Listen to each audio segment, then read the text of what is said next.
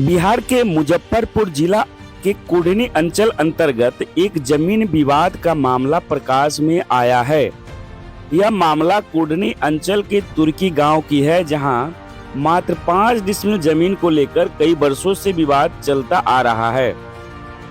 आपको जानकारी के लिए बता दें कि जमीन का खाता संख्या 9 खेसरा 3754 और रकबा मात्र 5 डिसमिल। सुजीत कुमार झा पिता कामेश्वर झा का कहना है कि उक्त जमीन का मामला न्यायालय में चल रहा है। कुछ दिन पहले अनुमंडलाधिकारी पश्चिमी मुजफ्फरपुर ने धारा 144 के तहत कार्रवाई करते हुए विवादित भूमि का सीमांकन करने का आदेश अंचलाधिकारी कुढ़नी को दिया था। हालांकि वादी और विपक्षी के बीच सहमति नहीं बनने के कारण सीमांकन प्रक्रिया पूरी नहीं हो सकी थी। और अब वर्तमान पहलू पर बात करें तो बिहार भूमि विवाद समाधान अधिनियम 2009 का 9 कानून के तहत अंचलाधिकारी कुढ़नी को उक्त भूमि का सीमांकन करने का आदेश निर्गत था।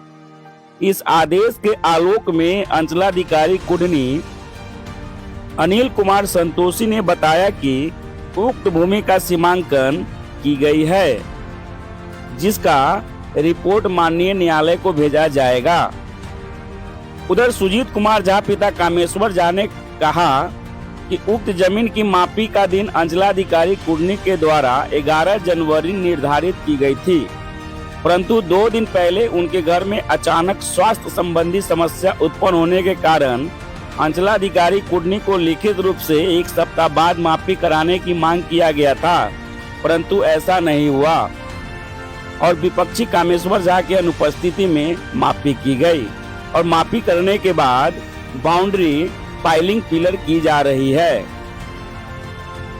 सुजीत कुमार ने बताया कि न्यायालय के आदेश के बाद ही बाउंड्री या पाइलिंग पिलिंग होनी चाहिए थी। तो आइए पूरा मामला पक्ष और विपक्ष दोनों को सुनाते हैं। सबसे पहले सुनाते हैं कामेश्वर झा के पुत्र सुजीत कुमार झा को और ठीक इसके बाद सुनिए रुपेश कुमार को। देखिए पूरी रिपोर्ट। न्यूज लाइन नेटवर्क के लिए मुजफ्फरपुर से बिहार संवाददाता जीकेपी राजू की रिपोर्ट। सर, मेरा नाम सुजीत कुमार हुआ और मेरे पिताजी का नाम श्री कामेश्वर झा हुआ और मैं ग्राम बरकुरबा तुर्की टोले मुजफ्फरपुर का निवासी हूँ। एक पटीदारी में एक मामला मेरा चल रहा था BLDR में। एक हमारे चाचा है रुपेश कुमार झा, चचेरा भाई हैं। उनके पिताजी का नाम हुआ तारकेश्वर झा, जिन्होंने BLDR में एक वाद को लाया था। उस वाद के रिगार्डिंग अंचलाधिकारी जी को एक आदेश पारित किया गया, जिस आदेश में यह लिखा गया कि यह मामला BLDR के 4/5 में आता है, जिसमें धोखाधड़ी, स्वामित्व और इस सब का मामला आता है। जब उन्होंने लिखा कि जब यह मामला BLDR के 4/5 में आए तो उसको उसी समय बंद करके सिविल न्यायालय में इसको भेजना चाहिए। उसके बाद उन्होंने लिखा कि अतः अंचलाधिकारी को यह आदेश दिया जाता है कि सरकारी अमीन के द्वारा वैज्ञानिक पद्धति से इसका सीमांकन किया जाए और उसमें और सारा उसमें पॉइंट है, जिसको 6 पॉइंट में इसको बताया गया था आदेश को। इसमें 6 पॉइंट में बताया गया था। इसमें सबसे हाईलाइटेड मामला था, जिसमें उन्होंने हाईलाइटेड करके दिया था कि यह नापी जो होगा सो वैज्ञानिक पद्धति के द्वारा होगा।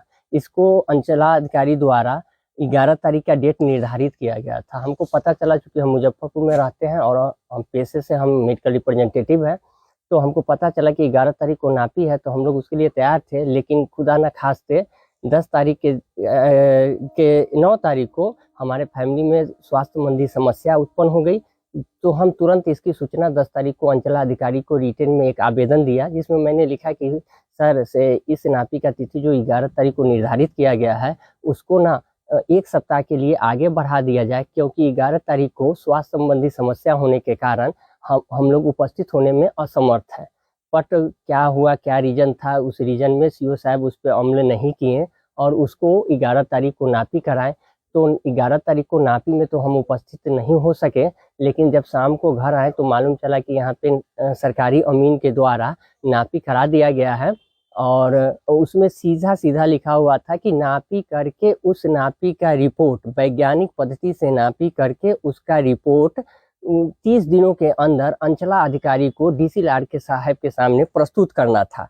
उसमें एक चीज ये भी लिखा गया था कि सभी पक्षों को सीमांकन प्रक्रिया में उपस्थित होने सूचना देना था और विस्तृत मेमो ऑफ इंस्पेक्शन तैयार किया जाए। वो क्या हुआ, चूंकि हम तो उपस्थित थे नहीं, बट जब शाम को हम अपने घर आए तो देख रहे हैं कि वो वहाँ से सरकारी अमीन वगैरह चले गए हुए हैं और वो जबरदस्त, हाँ नापी, मतलब आवेदन दिया कि रोका जाए, नहीं रुका। अभी क्या दिक्कत आ रही है, क्या मतलब आपका परेशानी है? तो सर प्रेजेंट परेशानी ये है कि उन्होंने नापी कर दिया और ये जबरदस्ती दखल कब्जा कर रहे हैं और उस पे पिलर पाइलिंग का कार्य निर्माण कर रहे हैं। तब हम आप लोग को सूचना दिए और आप लोग से आग्रह करते हैं कि हमें न्याय दिलाने में मदद करें, क्योंकि आदेश ऐसा नहीं था। प्लीज आप लोग से यही हमें अनुरोध है। इस पर की नापी का सूचना जानकारी मिला था हमको कहीं से, तो हम ना यहाँ पे मामला एक और प्रकाश में आया है कि ये नया और पुराना नक्शा के लेके विवाद हो रहा है, जिसमें नए नक्शा में हमारा जमीन कट के उन्हीं के जमीन में चला गया है और पुराना नक्शा में आने पे चौहद्दी में जो भी लोग हैं सबका बराबर मिलता है और विवाद भी नहीं था। इन्होंने 2020 में जमीन की रजिस्ट्री कराई है। 2020 से पहले जो भी चौहद्दीदार लोग थे सो पुराने नक्शा पे अमल करके आपसी सुख शांति से जीवन यापन कर रहे थे, लेकिन जब से ये 2020 से जमीन को खरीदे हैं तब से नए नक्शा और पुराना नक्शा का लेके विवाद इसमें चल रहा है और वो मेरे नाजायज 2.35 डिसमिल जमीन को हड़पना चाहते हैं। इसलिए आप लोग से आग्रह है कि इसको हमको न्याय दिलाने में मदद करें। ये पिलर पाइलिंग जो हो रहा है वो अपने जमीन में कर रहे हैं, अगर नापी हुआ होगा जी तो ये इसका मतलब आप विरोध कर रहे हैं? जी, चूंकि डीसीएल साहब का आदेश था कि नापी करके और रिपोर्ट 30 दिन के अंदर में भेजना था, जबकि उन्होंने नापी हो गया, अब उस पर दखल कब्जा भी कर रहे हैं। क्या नाम हुआ आपका? मेरा नाम सुजीत कुमार हुआ, पिताजी का नाम श्री कामेश्वर झा हुआ। अभी क्या मांग करते हैं आप? हम अंचलाधिकारी डीसीएल साहब इस लोग से यही मांग करते हैं कि उन्होंने जो डीसीएल साहब ने जो आदेश किया था उतना ही तक काम होना चाहिए। कोई आदमी इसमें दखल कब्जा न करे, पिलर पाइलिंग बाउंड्री वाल न करे। हम इसी चीज़ का मांग करते हैं और अंचलाधिकारी से आग्रह करते हैं कि हमारी मांग को, न्यायोचित मांग को पूरा किया जाए। कानून शरण में गए हैं आप, प्रभारी यानी थाने में गए हैं इस तरह? सर अभी हम तुरंत आए हैं और उसकी सूचना आप लोग को दिए हैं जब यहाँ नहीं थे, क्योंकि आज थाना को भी डिप्यूट किया गया था। थाना भी आए हुए होंगे, क्योंकि उस समय हम उपस्थित नहीं थे इसलिए हमको जानकारी नहीं है सर। लेकिन अब थाना प्रभारी जी के पास भी जाएंगे, आगे जो कानून के शरण में जाएंगे, आगे जो होना होगा तो देखेंगे। जहाँ तक हमसे सक्षम होगा इस लड़ाई को लड़ेंगे, क्योंकि हमारे जो विपक्षी हैं सो सीआरपीएफ में है, वो अपने पोस्ट का नाजायज दुरुपयोग करते हैं, अपने वर्दी में पहन के अंचल कार्यालय वगैरह में जाते हैं, उसका दुरुपयोग अपने पद का करते हैं। अतः हम आप लोग से आग्रह है कि हम अभी बिल्कुल असहाय फील हो रहे हैं। लग रहा है कि बिल्कुल अंधेरा हो गया है, कारण कि आदेश का यहाँ अब बिल्कुल आदेश जो दिए थे, आदेश जो डीसीएल दिए थे उस पे कोई अमल नहीं हो पा रहा है, ना वैज्ञानिक पद्धति से ना नापी किया गया है। सुने हैं जो लोग, एक दो लोग बताए हैं कि। तो अभी आपने सुजीत कुमार झा पिता कामेश्वर झा को सुना और अब सीधे लिए चलते हैं और सुनाते हैं रुपेश कुमार को। रुपेश कुमार का क्या कुछ कहना है, सुनिए।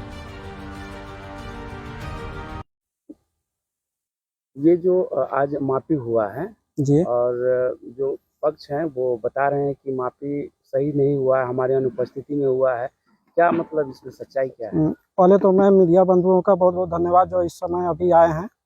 मैं सहायक उप निरीक्षक मंत्रालय रुपेश कुमार सीआरपीएफ में कार्यरत हूं और मैंने आज से 4 साल से सभी आला अधिकारियों को इसकी सूचना दे दी है कि मेरे ज़मीन का बहुत से लोग दबंगाई पूर्वक रजिस्ट्री ज़मीन को कब्जा करना चाहते हैं।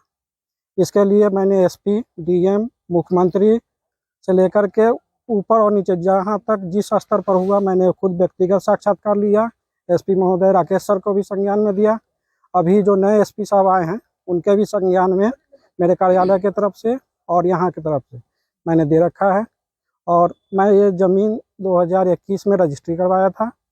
उस समय से मुझे ये लोग मारने के लिए कि आप ये ज़मीन को रजिस्ट्री कर दीजिए, नहीं तो मैं तुम्हारा नौकरी खा जाऊंगा। क्योंकि मैं सीआरपी में कार्यरत हूँ, तो सब लोग आप लोग जान रहे होंगे कि हम लोग 5 दिन 10 दिन की छुट्टी पे आते हैं और सरकार का यही कहना है कि आप ड्यूटी कीजिए और हम आपके परिवार और संपत्ति की रक्षा करेंगे। तो इसी का आश्वासन हम लोग को सभी आला अधिकारियों ने दिया और उसी के बाद में हमने पहले अपने सीओ सर को दिया था एप्लीकेशन 2021 में, जब मैंने रजिस्ट्री करवाया।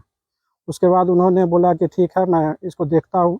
इन लोगों को बुलाया गया पेपर देने के लिए, लेकिन कोई पेपर ये लोग उपलब्ध आज तक नहीं करवाए। मतलब 2021 में उपलब्ध नहीं कराया? जी, उपलब्ध से लेके अभी तक। आज जो मापी हुआ है, जी आज मतलब अंचलाधिकारी के नेतृत्व में हुआ है? जी, ये ऑर्डर BLDR एक्ट के तहत DCLR साहब के तरफ से आदेश पारित हुआ कि 30 दिन के अंदर इसका सीमांकन किया जाए, अतिक्रमण है तो उस पर आवश्यक कार्रवाई किया जाए। उसी के परिप्रेक्ष्य में मैंने थाना को और थाना प्रभारी महोदय को मैं व्यक्तिगत रूप से जा करके, और सीओ सर का बहुत बहुत धन्यवाद, इन्होंने नापी 30 दिन के अंदर मुझे करवा दिया। ये 16/11 का ऑर्डर है DCLR कोर्ट का, और उसी के उपलक्ष्य में ये नापी हुआ है और मेरा ज़मीन रजिस्ट्री कराया हुआ है। किसी से मैंने कोई 2 रुपया ले करके और चाहे ज़बरदस्ती कब्जा नहीं किया है। मेरे पास सारा डॉक्यूमेंट है। इससे पहले भी SDO कोर्ट का आदेश आ चुका है कि इस ज़मीन का सीमांकन कराया जाए, लेकिन जब सीमांकन कराया गया तो यही पक्ष उस खूंटे को पूरा उखाड़ करके और उसमें पूरा कब्जा करने के लिए कुछ दिन पहले इन्होंने, ये देखिए इधर दिखाइए वीडियो, सर वीडियो दिखाइए, ये पूरा डरेर को काट करके बोले कब्जा कर रहे थे। ठीक है, एक चीज और मामला मैं एक चीज़ और बता रहा हूँ पहले सर, मेरी बात को सुनिए। उसके बाद में इन्होंने, जब मैं इस पर खेती कर रहा था और अपने लेबर के साथ में पिताजी को भेजा और ट्रैक्टर के द्वारा मतलब इसको जुताई करवा रहा था, तो इसमें उमेश कुमार और प्रत्युष कुमार झा ये आकर के और इसको पूरा दबंगाई पूर्वक कब्जा करना चाहे। मेरे ट्रैक्टर को हटवा दिया, जिसका मेरे पास वीडियो प्रूफ है, मैं आपको प्रोवाइड करूंगा पूरा साक्ष्य के रूप में। तो यही है। और उसके बाद BLDR एक्ट के तहत जो आज ऑर्डर हुआ है, तो उसी के आपको अधिकारी के नेतृत्व में जी थाने भी यहाँ मौजूद। जी थाने की मौजूदगी में। वो लोगों का जो आरोप है कि ये पुराना नक्शा के हिसाब से सब लोग ठीक है, नए नक्शा के हिसाब से जो है। सर मुझे नक्शा की कोई जानकारी नहीं है। ये विभाग का काम है कि विभाग किस आधार पर निर्णय देता है, इसमें मुझे कोई जानकारी नहीं, मैं इस पर कोई कमेंट नहीं करना चाहता।